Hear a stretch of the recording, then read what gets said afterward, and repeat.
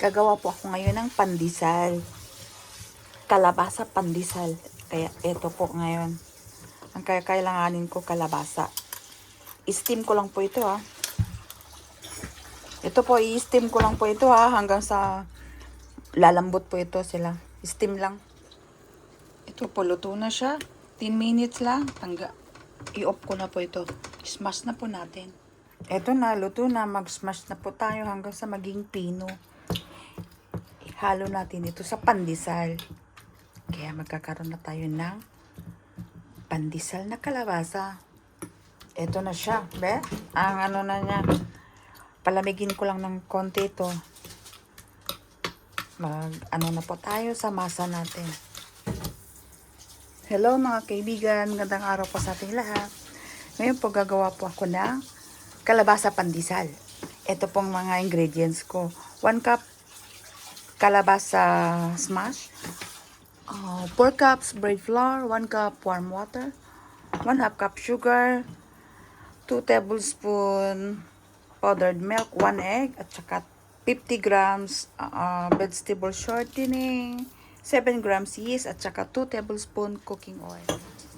Ilagay na po natin itong yeast natin. 7 grams yeast. Ayan. Tsaka asukal na 2 teaspoon. Palsahin lang natin. Ayan po, nailagay ko na po yung yeast natin. Itlog. Tsaka itong kalabasa, ilagay ko na po. Yung puree kalabasa natin. Tapos itong ano natin. Mix ko na dito yung milk natin. Isama ko na dito lahat. 4 cups na bread flour.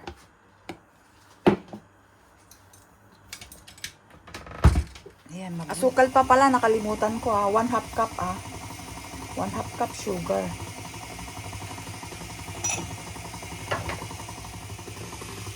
Ayan, mix natin mga 5 to 7 minutes lang ito. Mahuli po itong vegetable shortening natin. I-add ko na po itong vegetable shortening natin 50 grams na vegetable shortening. Pwede pong butter. Kung wala po kayong vegetable shortening, butter po pwede. Ayan na po siya. Ayan guys, tingnan na po natin ang kalabasa natin. Malambot siya. Parang mag-add pa po ako ng ng harina kasi mabasa. Bes, mag-add pa po tayo. Siguro 1/2 or 1/4. Ayan, nagdagdag lang po ako ng harina kasi basa siya eh. Ayan. Nagdagdag lang ako ng kalahating cup. Ayan. Check na po natin. Meron na po siyang 8 minutes.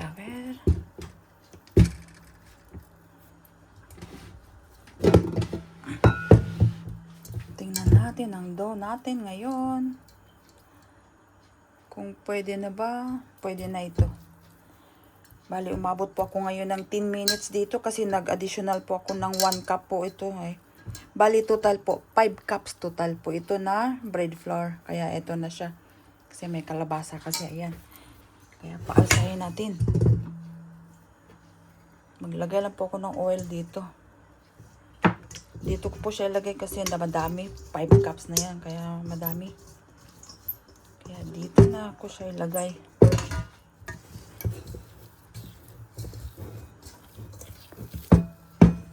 Uy, parang dami nito ngayon. Tama lang ito. Ito na siya. Ang lambot ng dough natin ngayon. Ayan, ganito lang siya. Siyempre, 1 hour na naman po tayong maghintay. Ayan, hintayin natin siya ng 1 hour. Takpan lang natin siya ng plastic wrap. Kaya ito na mga kaibigan, na-over alsa. Tingnan nyo. Naging 3.5 liters na siya. Ang laki nito. Oh my God. Ayan na siya. Ang lambot neto. Ayan. Kaya mag-umpisa na tayo magmasa sa kalabasa pandesal natin ngayon. Ito na siya. Ang kalabasa pandesal. Wow. Hatiin ko lang po ito. Kasi yung isa, gagawa ko ng buns na may palaman na kalabasa. Ito pandesal.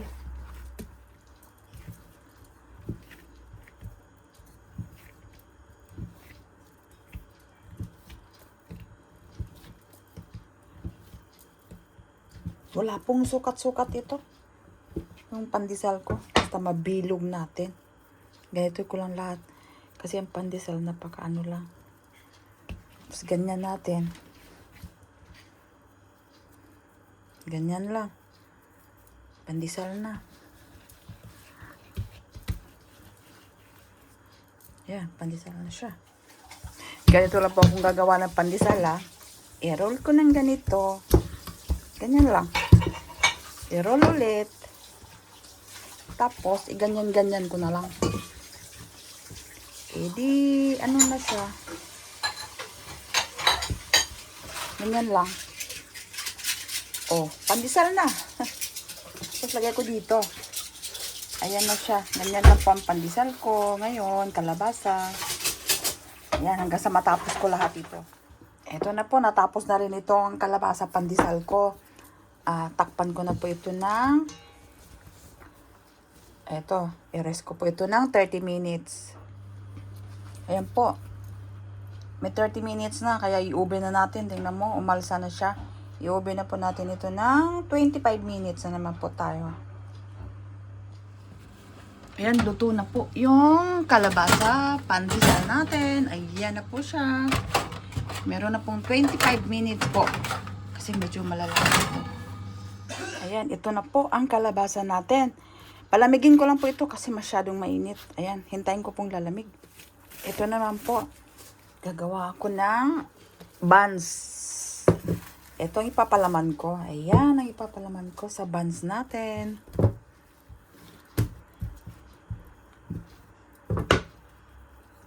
Ibilog-bilog ko lang itong ganyan. Hindi ko na po ikikilo ito. Ito lang siya. Tsansa na lang ha.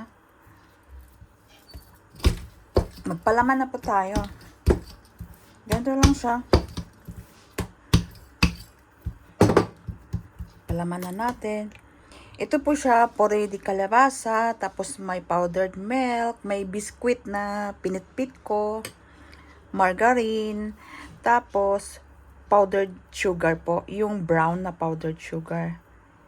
Yun po. Kung wala kayo, di white sugar na lang. Ayan lang po siya. Kaya ang lasa po niya. Itong palaman na ito. Sarap. O, ganyan lang. Kailangan mag-close talaga siya ha. Ayan. Para hindi lalabas yung palaman kasi medyo basa. Ayan, isa pa. Ang sarap ng palaman po talaga.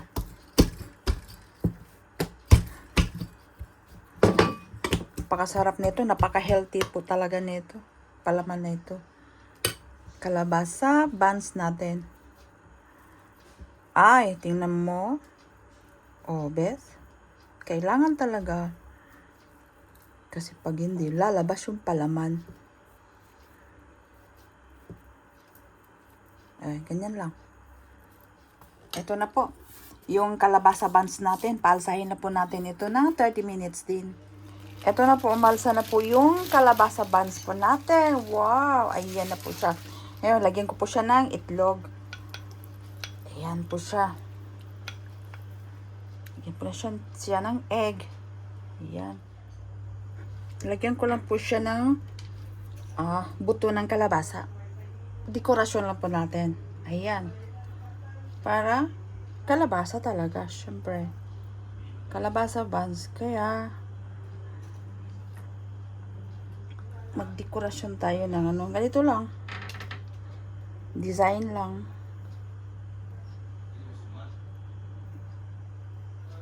Ayan na siya. Okay, yan. I-oven ko na po siya ng 25 minutes na naman ito. A ver, luto na rin ito. Wow! kalabasa buns ko. Uy, ang lambot. Ayan na siya. I-off na natin. Ilipat ko lang po siya dito para lalamig. Ayan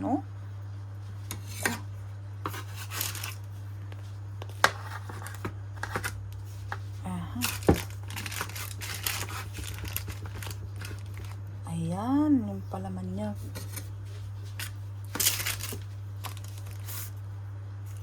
Ayan, ang lambot po talaga niya, bis, yung palaman niya. Ito na po ngayon ang yung pandesal na gawa ko tsaka itong buns natin. Kaya tikman na po natin ito Kaya unahin ko itong pandesal. Ito ang pandesal natin. Ayan, ang lambot-lambot po pero ang lamig-lamig na Tingnan nyo ang lambot. Naku po, ang sarap kaya nito. Ayan ang pandesal. Kaya tikman natin kunti lang.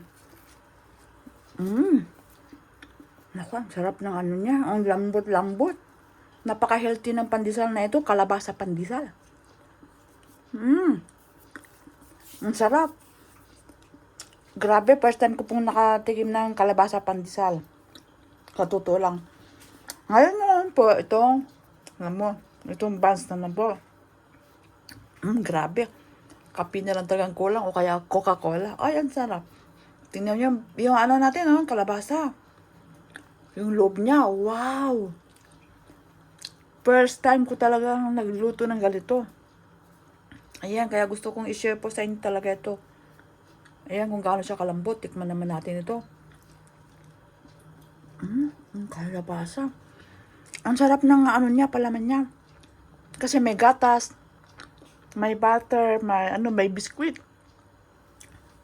Naku po. Hindi na yata ako titigil sa kakakain. Kaya sana po, mga kaibigan, magaya nyo itong recipe ko ngayon na kalabasa buns, kalabasa pandesal. Napakadali lang po pag gumawa kayo ng dough, yung normal na dough lang ito.